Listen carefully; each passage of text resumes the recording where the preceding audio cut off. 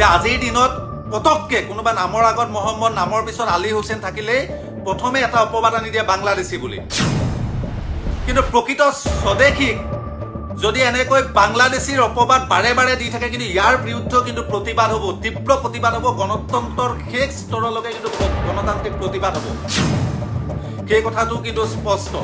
সেইকাৰণে আমি বীৰ লাচিত খানা শৃংখল চলিয়াক স্পষ্টকৈ কৈছোঁ যে আজাদ চৌধুৰী বিদেশী বুলি আপোনালোকে নিশ্চয় কৈ আছে যেতিয়া প্ৰমাণ আছে অনাহকতটো নকয় আপোনালোকতো অজ্ঞানী ব্যক্তি নহয় সেই প্ৰমাণটো ৰাজহুৱা কৰি দিয়ক আৰু আমি কাইলৈ প্ৰত্যাহ্বান জনাইছোঁ কাইলৈ নি পেলাই আজাদ চৌধুৰীক নি পেলাই বাংলাদেশৰ বৰ্ডাৰ ৰিপায়াৰ কৰি নমস্কাৰ মই বাবুলালী হাজৰিকা সকলোকে আন এটা ভিডিঅ'লৈ স্বাগতম জনাইছোঁ আৰু যিসকল লাইনত আছে সকলোৰে সহযোগিতা কামনা কৰিছোঁ এটা একদম গুৰুত্বপূৰ্ণ কথা খুব কম সময়ত উত্থাপন কৰিবৰ কাৰণে আজি লাইভত আহিছোঁ আৰু এটা বিশেষকৈ জানিবৰ কাৰণে দুটামান কথা জানিবৰ কাৰণে লাইভটোত আহিছোঁ আৰু যাতে সকলোৱে যাতে শ্বেয়াৰ কৰে আৰু সেইসকলে যাতে উত্তৰ দিবলৈ প্ৰস্তুত হয় মই স্ক্ৰিপ্টত লিখিছোঁ যে যোৰহাটৰ আজাদ চৌধুৰীৰ যিটো বিতৰ্ক চলি আছে সেই বিতৰ্কটোক লৈ পেলাই আজি লাইভত আহিছোঁ আৰু আজাদ চৌধুৰীৰ বিতৰ্কটোক লৈ পেলাই বীৰ লাচিত খানা তথা বীৰ লাচিত খানাৰ নেতা শৃংখল চলিহাই বিভিন্ন ধৰণৰ প্ৰতিবাদ কৰি আছে আৰু তেওঁলোকে স্পষ্টভাৱে একেষাৰে কৈছে যে আজাদ চৌধুৰী এজন বাংলাদেশী আৰু বাংলাদেশীক উচ্ছেদ কৰিব লাগে আৰু খেদিব লাগে এটা আমাৰ কথা স্পষ্ট যে প্ৰথম কথা হ'ল বীৰ লাচিত খানাৰ নিচিনা এটা সংগঠন তথা শৃংখল চলিহাৰ দৰে এজন নেতাই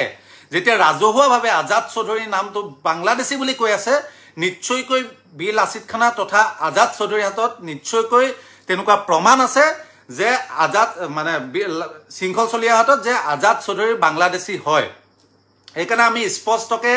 বীৰ লাচিত খানা তথা শৃংখল চলিহাৰ পৰা যে আজাদ চৌধুৰী যে বাংলাদেশী হয় তাৰ নিশ্চয় তেওঁলোকৰ হাতত প্ৰমাণ আছে সেই প্ৰমাণটো আমি এইটো কাৰণে বিচাৰিছোঁ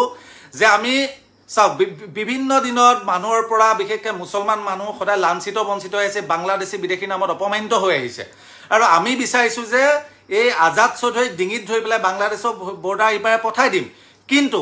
আজাদ চৌধুৰী যে আপোনালোকে বাংলাদেশী হয় বুলি মুকলিকৈ কৈ আছে তাৰ প্ৰমাণটো কি আছে আপোনালোকৰ পৰা স্পষ্টকৈ জানিব বিচাৰিছোঁ আৰু যদি আপোনালোকৰ ওচৰত আজাদ চৌধুৰী বাংলাদেশী হয় বা নহয় তাৰ কোনো প্ৰমাণ নাই তেতিয়াহ'লে যে আপোনালোকে স্পষ্টভাৱে কৈ আছে আজাদ চৌধুৰী এজন বাংলাদেশী হয় তেতিয়া কিন্তু আমি প্ৰত্যেকে এটা কথা ভাবিবলৈ বাধ্য হ'ম যে আজাদ চৌধুৰী অৰ্থাৎ নামৰ আগত মহম্মদ থকাৰ কাৰণে হয়তো তেওঁক ডাইৰেক্টলি বাংলাদেশী বুলি এটা অপবাদ দিয়া হৈছে সেই কথাটো কিন্তু স্পষ্ট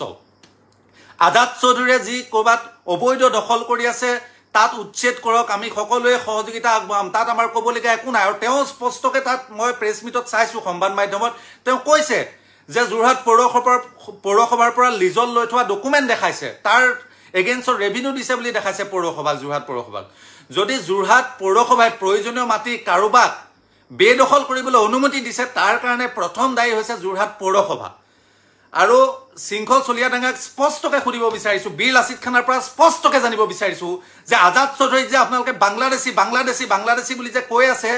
তাৰ কি প্ৰমাণ আপোনালোকৰ হাতত আছে যে তেওঁ বাংলাদেশী হয় আৰু সেই প্ৰমাণটো আমাক এইটো কাৰণে লাগে যে আমি কাইলৈ আজাদ চৌধুৰীক বাংলাদেশৰ বৰ্ডাৰ সিপাৰে দলি মাৰি পেলাই থৈ আহিম যদি আপোনালোকৰ হাতত আছে প্ৰমাণ তেতিয়াহ'লে সেই প্ৰমাণ আমাক দিয়ক কিন্তু এটা কথাও স্পষ্ট যদি আজাদ চৌধুৰী স্বদেশী হয় যদি আজাদ চৌধুৰী অসমৰ খিলঞ্জীয়া ভূমিপুত্ৰ হয়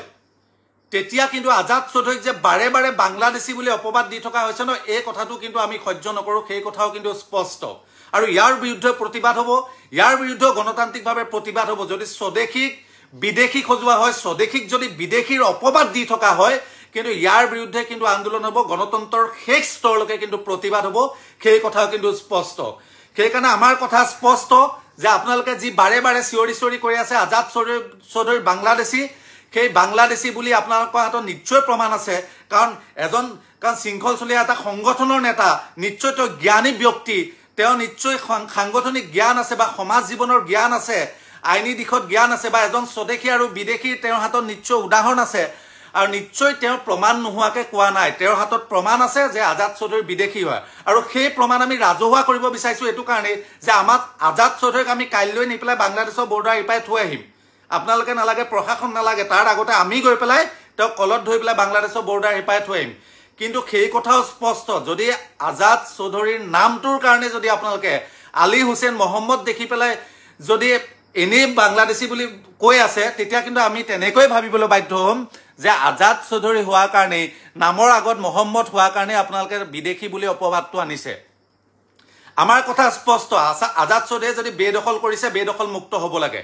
কিন্তু আজাদ চৌধুৰী যদি বাংলাদেশী হয় বাংলাদেশ যাব লাগে আৰু আপোনালোকে যদি বাংলাদেশী কৈ আছে প্ৰমাণটো ৰাজহুৱা কৰি দিয়ক আমি কাইলৈ তেওঁক বাংলাদেশ পঠাই দিম আৰু যদি প্ৰমাণ বাংলাদেশী বুলি কোনো প্ৰমাণ নাই কেৱল আজাদ চৌধুৰী নামটো হোৱাৰ কাৰণে যে বাংলাদেশী বুলি যদি কৈ আছে